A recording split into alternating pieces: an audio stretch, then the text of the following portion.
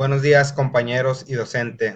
Es un gusto saludarlos. Mi nombre es Luis Iván Jaime Castillo, alumno de la Licenciatura en Nutrición Aplicada de la Universidad Abierta y a Distancia de México.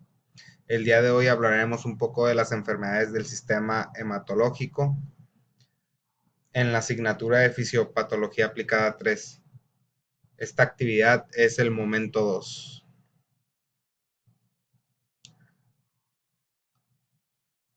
Daremos inicio a la hemostasia, el cual es un proceso que mantiene la integridad de un sistema circulatorio cerrado y de alta presión después de un daño vascular. Al momento de estudiar esta, se divide en primaria y secundaria. La hemostasia primaria, la cual mencionaremos ahorita, se enfoca en los procesos mediante los cuales se lleva a cabo el tapón plaquetario a través de la adhesión, activación y secreción y agregación plaquetaria.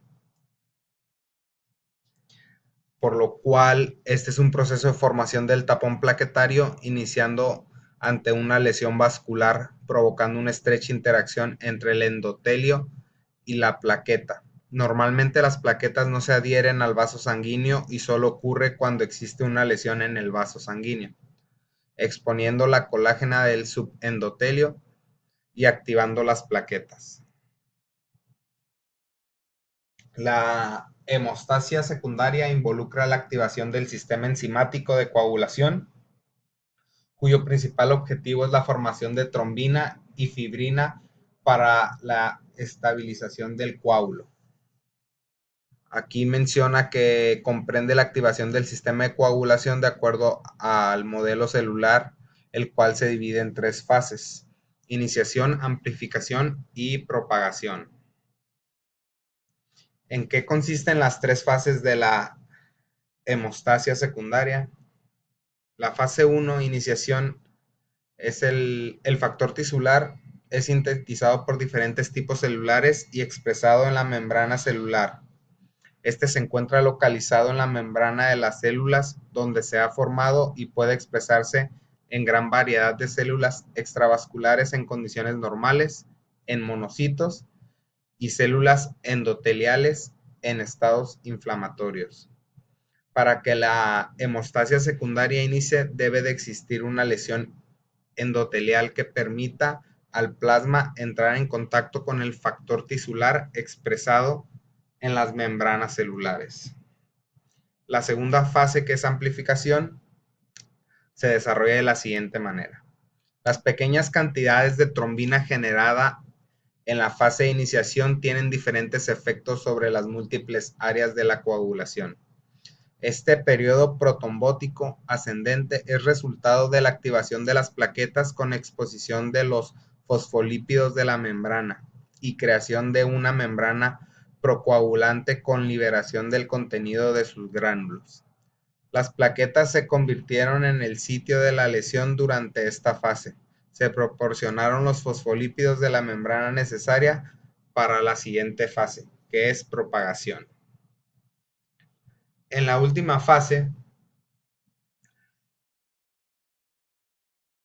se menciona lo siguiente: en fases de iniciación se activan los factores X y los factores 10 y los factores 9 y factores 5 y factores 7, activados por las trombinas. Después del factor 9A, junto con el 8A, aparecen en la membrana de las plaquetas formando un complejo de tenaza, activando el factor 10, provocando una rápida formación de 10A, y se compone del factor 9A, 8A y 10 y calcio.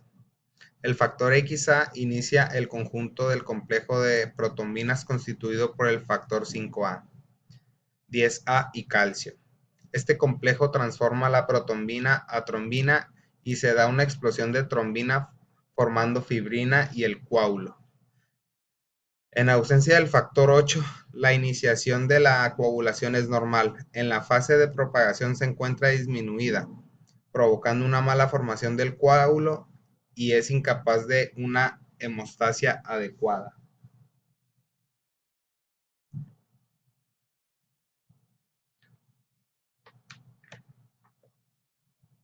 Como pudimos apreciar, finalmente se encuentra el proceso de fibrinólisis, el cual se encarga de remover los restos del coágulo una vez reparado el daño tisular. Estos sistemas en condiciones fisiológicas mantienen un equilibrio perfecto que al perderse da lugar a estados patológicos como sangrado o trombosis.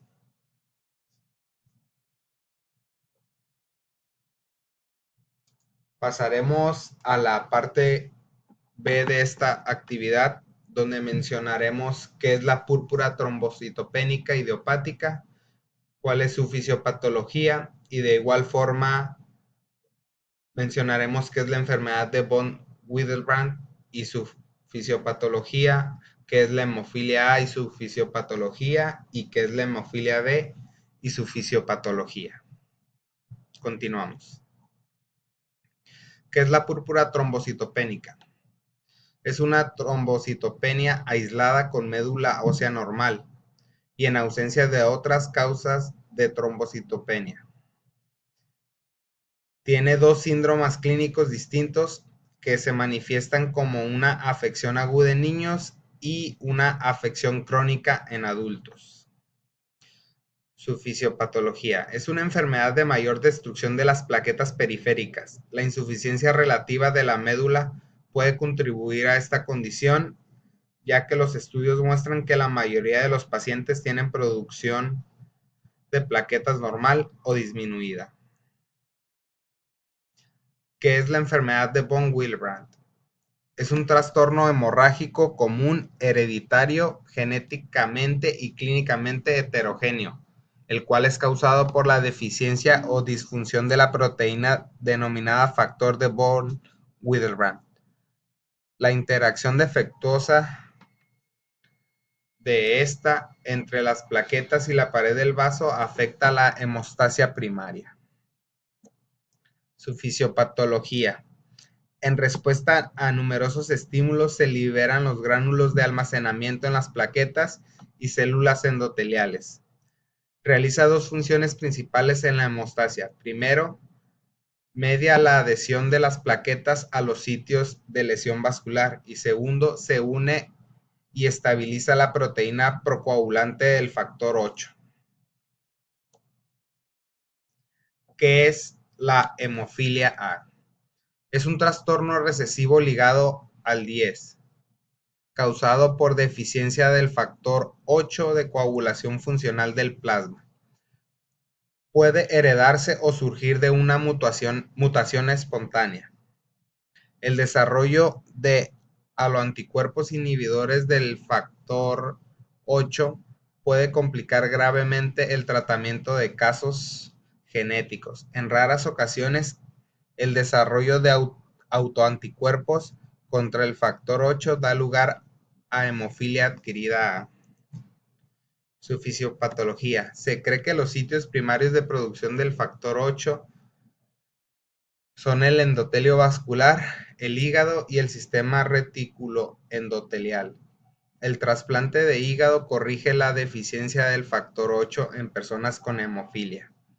Se ha detectado ARN mensajero del factor 8 en el hígado, vaso y otros tejidos.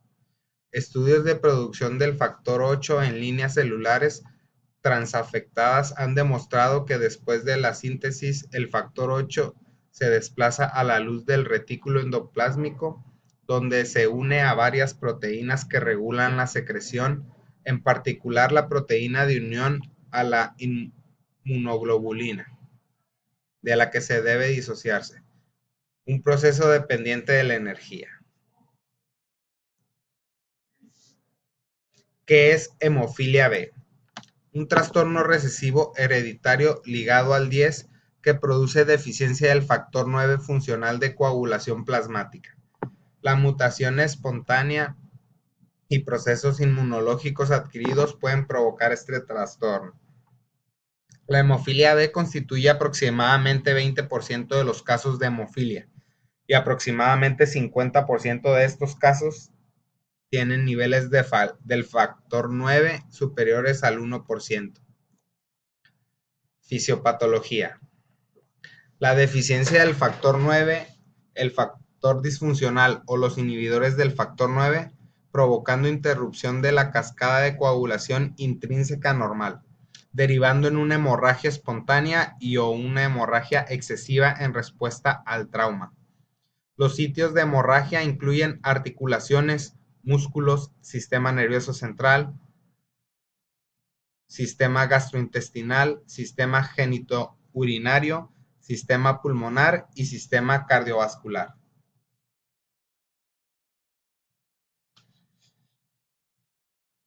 Con esto terminamos la presentación. Esperamos haya sido de su agrado y se haya adquirido un nuevo conocimiento. Muchas gracias.